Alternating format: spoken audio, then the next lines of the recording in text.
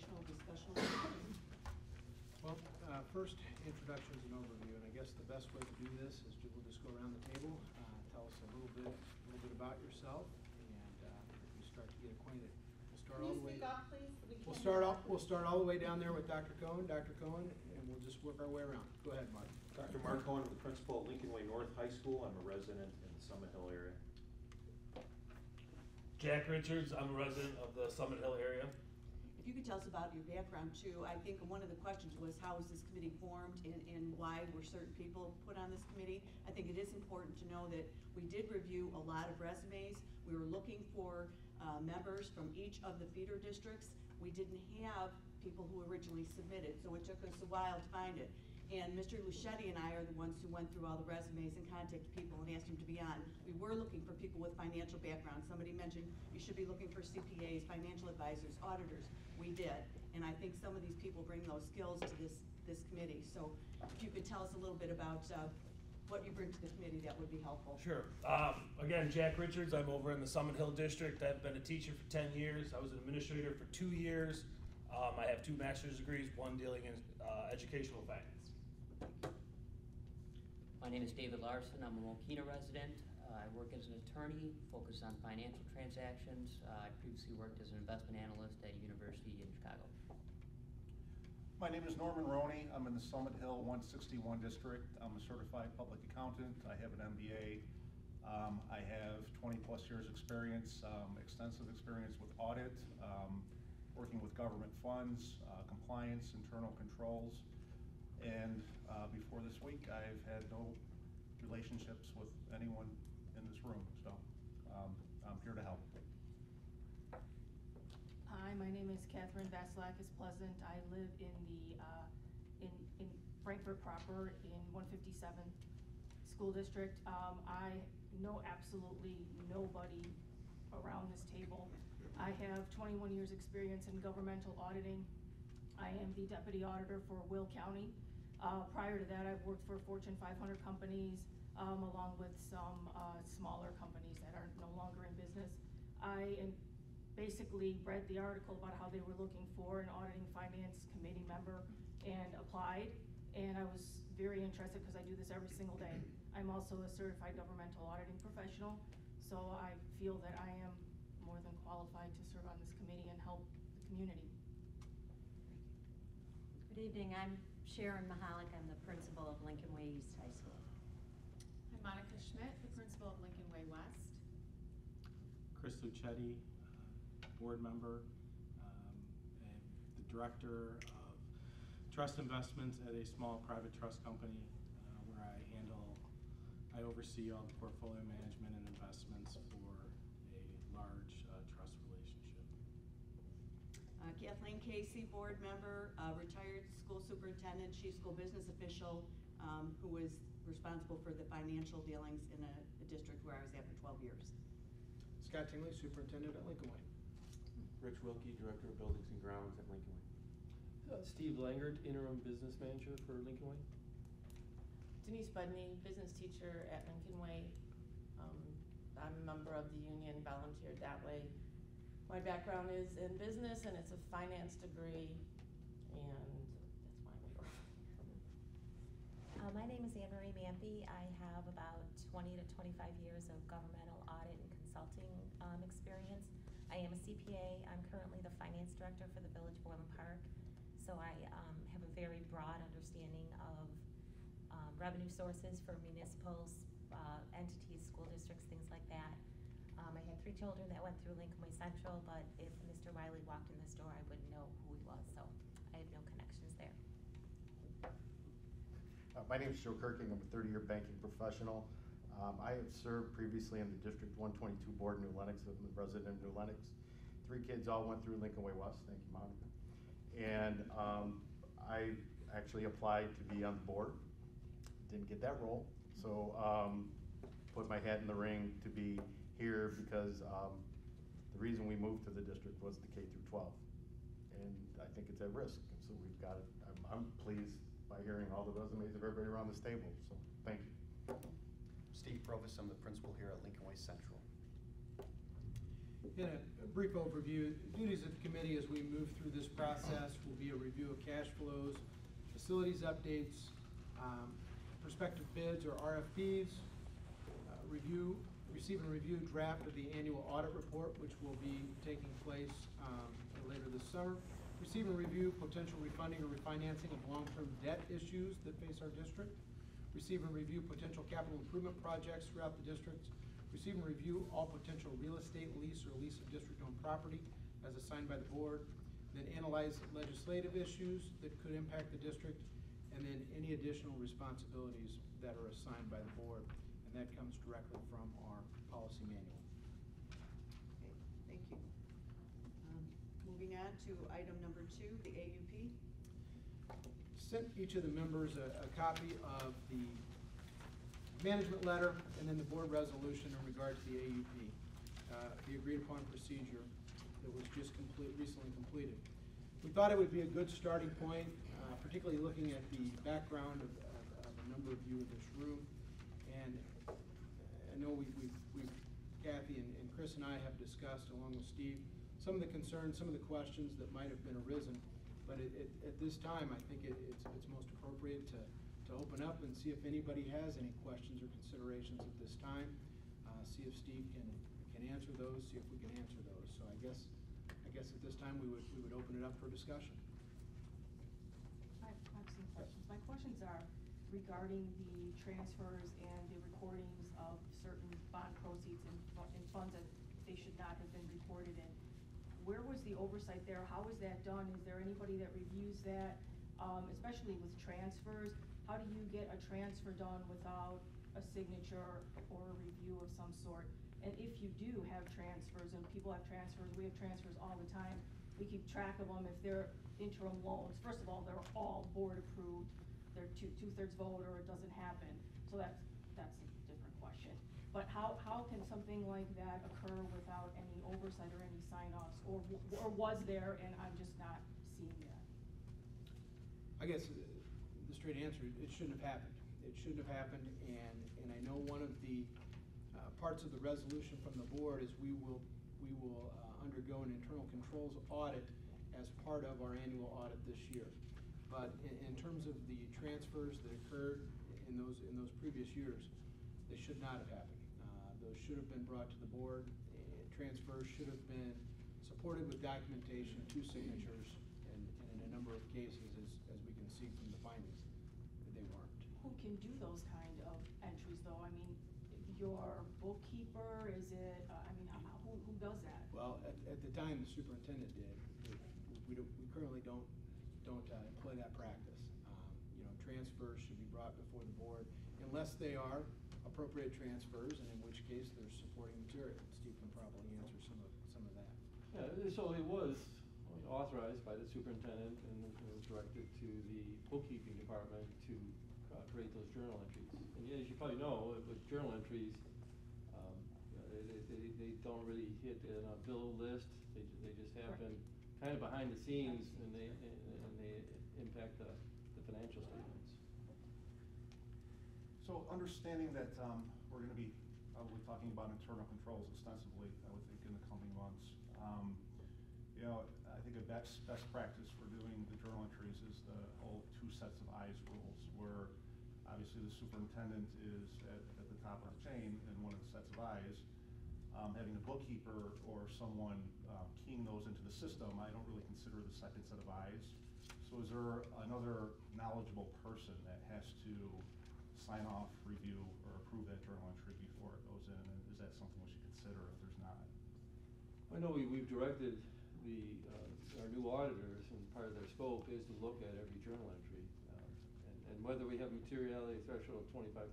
So that would be probably the 3rd set of eyes. But we would probably, and the board authorized an internal control review, pretty extensive one, and yeah, it's going to be more than one person. Definitely, whether it's going to be 2 people, 3 people, whether we're going to say if you want a journal entry of over $50,000, whether that has to be board approved. You can't even do it administratively. You have to go to the board. But we're going to. Yeah, well, I'm not suggesting that all entries should go to the board. I just think there should be a second set of eyes on it. Someone, not the bookkeeper, but someone that is as knowledgeable. As far as the auditors looking at them, are we talking about the financial statement auditors, the annual financial Yeah, statement annual audit? financial statement audit. Yeah, so, I mean, my understanding is that they're in no position to review journal entries. So they're looking at things to make sure the mechanics are correct with the journal entry. The presentation of them is correct, but they're under no obligation whatsoever to evaluate the management decisions behind them or the efficiency of those journal entries. So I don't think that relying on the financial statement auditors is necessarily a best practice for looking at the review of things. Now, as we talk in future meetings about the internal control audits, I think that's where we'll get more feedback and more involved in what those processes should look like. Correct. I think as part of every annual audit, you have some internal control testing. They come in and they document your procedures and they do a Can you sample. speak up, type. please? We can't hear. I think as part of an annual audit every year, if you, a financial statement audit, you're gonna do a level of internal control testing. They're gonna come in, they're gonna look at your controls, they're gonna look at your procedures, they're gonna select samples and do some testing. You mentioned an internal control audit this year. Is it going to be outside of the audit, of the financial statement audit process?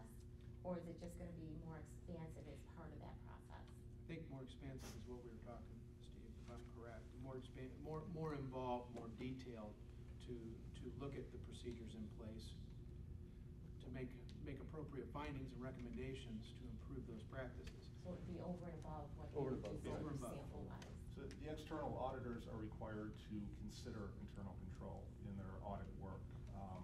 They don't express an opinion on such. So I think the additional audit, which would have to be done by a separate firm, because you can't do an accounting engagement and a consulting engagement within the same firm, would definitely have to expand on that. And that's something that I would like to see maybe morph into an internal audit type function for the district, which, as most of you know, is basically law for corporate businesses and really a best practice. But I'm sure that will come up in future meetings. Very good. I totally agree, 100% with an internal audit function. Even your financial statement auditors, their materiality is not gonna catch little things that can amount to big things over a time period. You have to have somebody looking at your transactions, I think, internally. In the material that we had, there was some mention of charges on credit cards that were personal in nature or allegedly personal in nature. That's the kind of thing that would not happen if you had internal auditors or an internal auditor looking at it, because there would be somebody asking the question.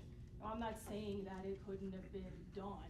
I'm just saying that somebody would be actually asking those kind of questions, and I believe that a lot of the things that were talked about in this material are basically because nobody was asking those kinds of questions, and we need to have somebody asking those questions moving forward.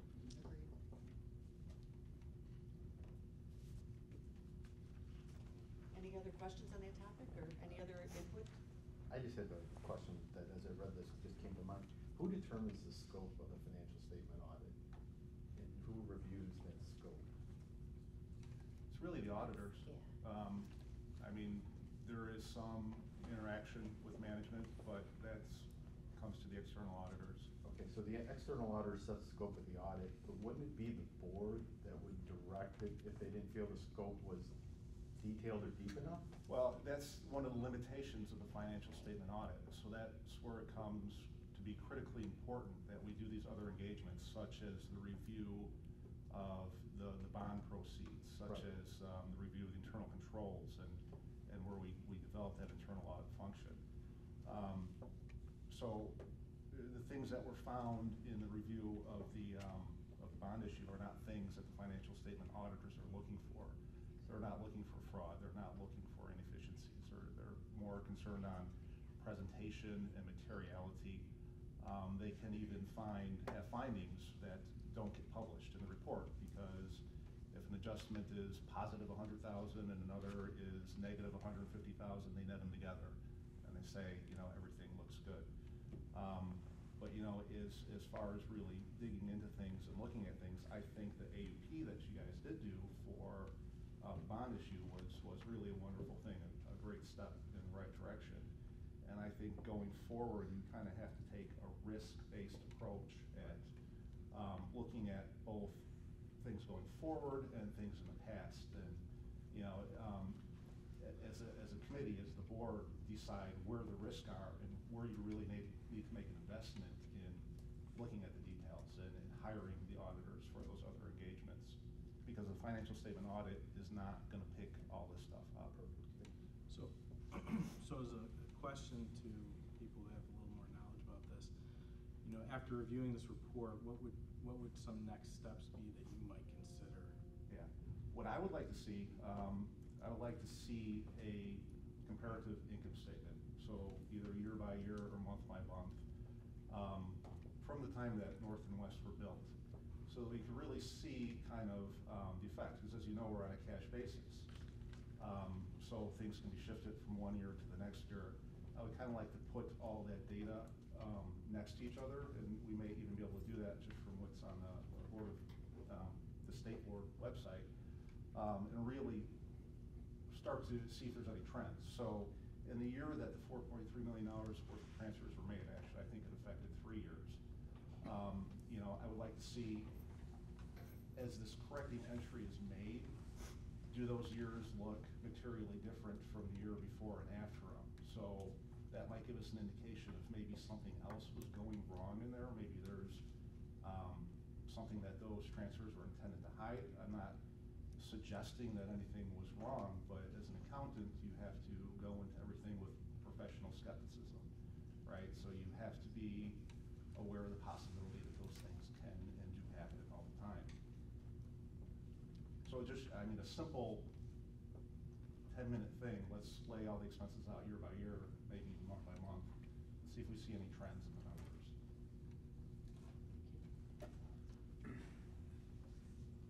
Anything else on that topic? If not, moving on to upcoming bids. Mr. Lord. Go ahead, Steve. We're in a process of conducting a series of bids. I'm passing out a document here of 2 bids we opened today. And here's the first one we opened was the landscaping services bid, and I have a bid recap for your review.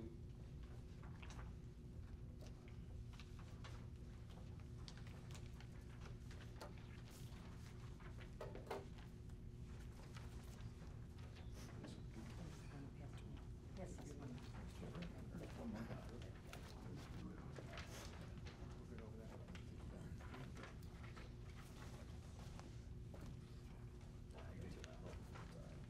So the district has outsourced landscaping services for many years. At least 10 years. The contract. Excuse me? No. What was the question? Was it the same vendor? We've had the current vendor, Brickman. They're up on top. So each segment, except for the bottom, is a total. Each segment is the 5 bidders that bid on this. We sent it out probably close to 10 landscaping companies, and today we opened bids at 10 o'clock, and we received 5 bids. The yellow, and we set this up so that we could award it per building. It wasn't just one lump sum contract, so we're looking at each school individually. The green indicates the low bidder for the particular school. So Brickman, which is our current provider, they were low bidder on East, North, and West. Trevarthen, which is a local company, they were very competitive, as you see, and they missed out on low bid in a couple of our schools by not a very significant amount.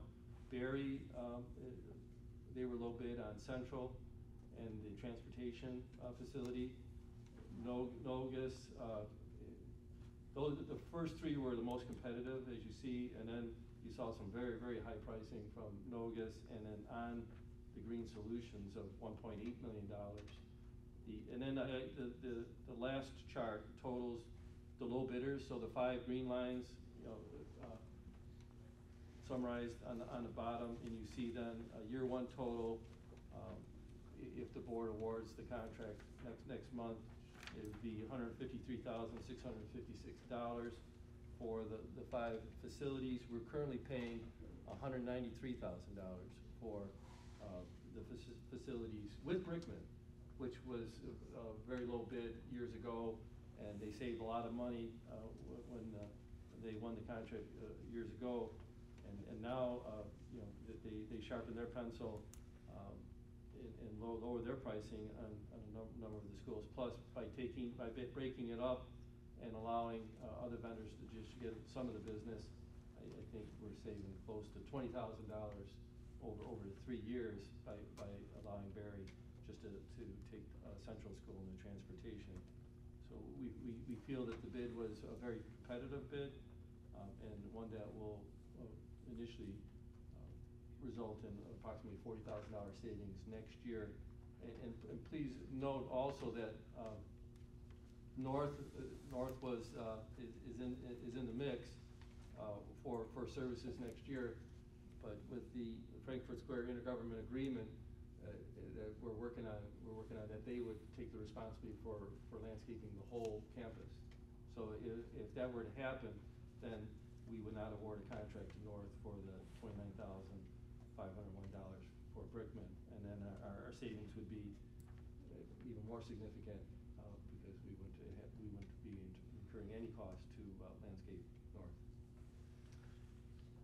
So I'm taking in past years, it was bid as a whole package, and this year you asked for it to be broken out by campus. Well, I think we always got pricing per school, but we actually said in our bid specifications that we would award it lowest responsible bidder per campus.